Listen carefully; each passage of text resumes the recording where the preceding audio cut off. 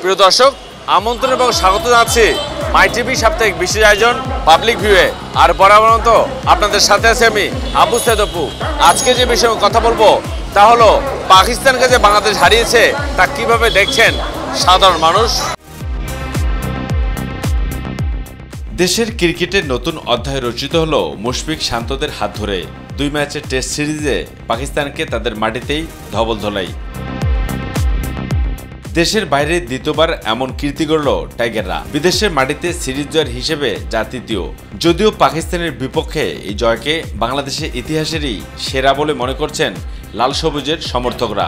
বাংলাদেশকে একদম হালকাভাবে নিছে, বাট এই বাংলাদেশ যে এত সুন্দর করে এই দুটা টেস্ট অলরেডি জয় নিয়ে আনলো এবং বাংলা ওয়াশ করলো, এতে আউটস্ট্যান্ডিং। ভালো লাগছে। বাংলাদেশ টিম বর্তমানে যে টিমটা আছে খুবই সাজানো গোছানো টিম।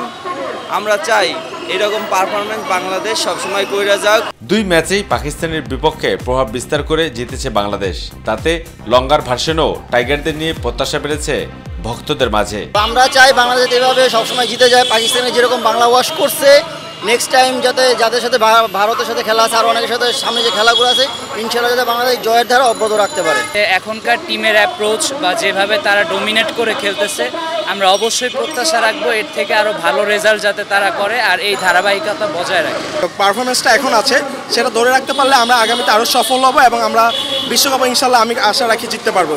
ধারাবাহিকতা ধরে রাখতে পারলে টেস্ট চ্যাম্পিয়নশিপেরও ফাইনাল খেলা সম্ভব বলে মনে করেন টাইগার সমর্থকরা।